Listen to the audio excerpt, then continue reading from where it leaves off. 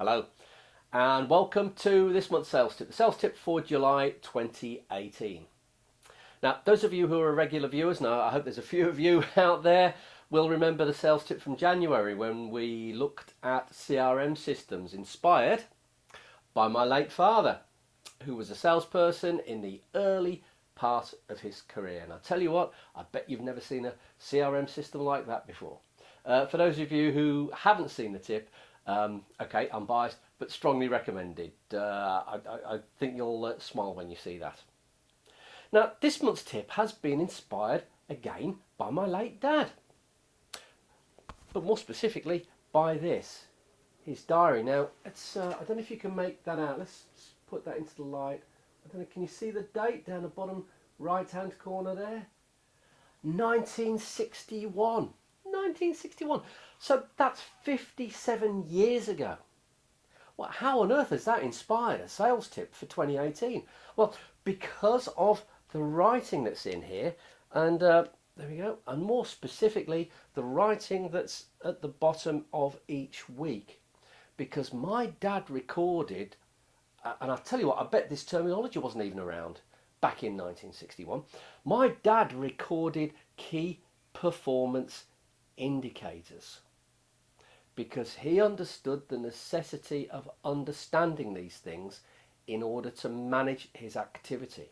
So I've got written down here things like number of customer visits that week, number of orders, total order value, average order value, and not surprisingly, commission earned as a consequence of achieving those orders. And right at the front, you've got the record there for the whole year. Because my dad understood the absolute necessity of understanding the conversion ratios, the average order value, the number of visits that were required to achieve those orders in order to understand the activity, the quantity of activity that was required in order for him to achieve his target commission. Now take a look at this. This is bringing it up to date. This is a sales funnel, and this describes a simple sales process where new business needs to be won. Now what this is saying, if you look at the numbers on the right hand side here, is that in order to achieve a sale, beforehand, a proposal needs to be written. Not all of which are successful, about 1 in 3 being successful. Before that, prospects need to be met. And out of the prospects that are met, about 1 in every 3 says something like, that sounds great, could you put that into a proposal document for me please? Before then, clearly, an appointment needs to be won with those prospects. And this is saying, again looking at those figures, that about 1 in every 5 conversations with a potential prospects achieves an appointment. And before then, the very first figure is saying that, well, clearly you don't make a call and automatically get through to the prospect with whom you want to have a conversation, and about 1 in every 7 phone calls made actually results in a conversation with a target prospect. Now, what this sales funnel is all about is understanding the quantity of activity that's required, that you need to pour, metaphorically, into the top of the funnel for the sale to come flowing out the bottom. Now, let's have a look at what this means in terms of the overall quantity of activity. Take a look at these numbers on the left hand side of the funnel. So what this is saying is, clearly for one sale you need to write 3 proposals, but because not every prospect wants a proposal, it means there needs to be 9 prospect meetings in total. Knowing that you need more than 1 phone conversation for each of those prospect meetings, it means we need 45 telephone conversations. In turn, looking at that 1 in 7 ratio means we need a total of 315 phone calls. Now, the first message I want to send is, if you don't know the numbers, how on earth do you know the quantity of activity that's required for success? And it's not so much the activity numbers that are important, it's those conversion ratios. So it's no good saying, I need to do this many a week, probably, because it depends on your conversion ratio. So the first tip of the week is understand your sales process, understand your conversion ratios. Now, once you've understood your conversion ratios, you can begin to focus on, well, where in this process can I improve them? Now, let's take a look at these numbers again. Well, there they are. We know the process, but let's say for a moment that we improve them like this. So what we're now saying is, well, instead of 1 in every 3 proposals being successful, we're going to get a bit more skill at writing them, and we're going to improve that to 1 in every 2.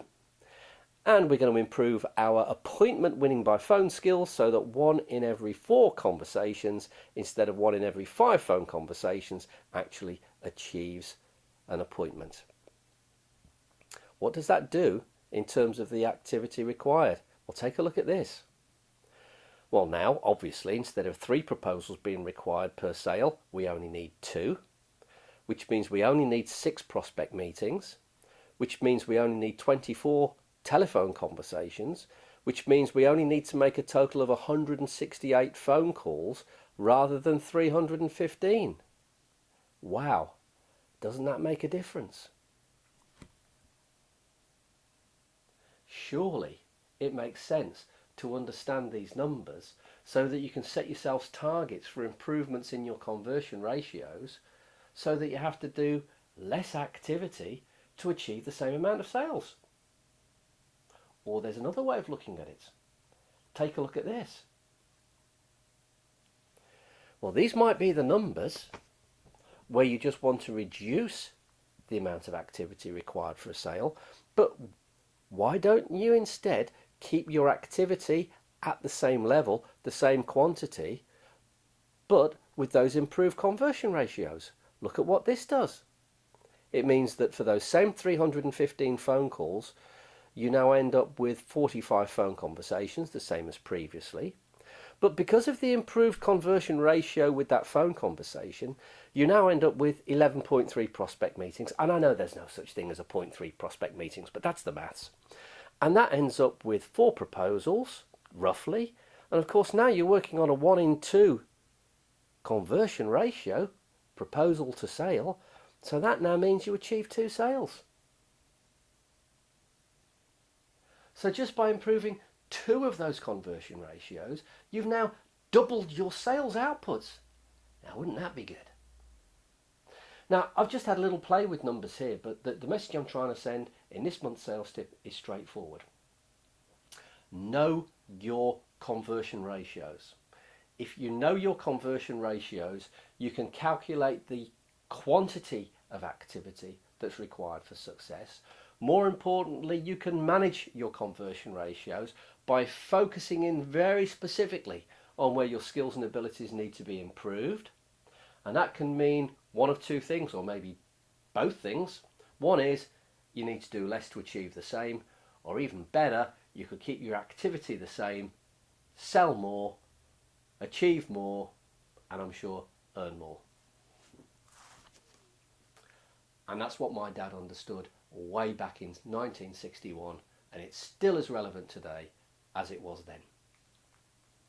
I hope you've found that as inspiring as I certainly have, coming across this in my late father's items and bits and bobs that I'm going through. Look forward to seeing you next month. 1961, wow.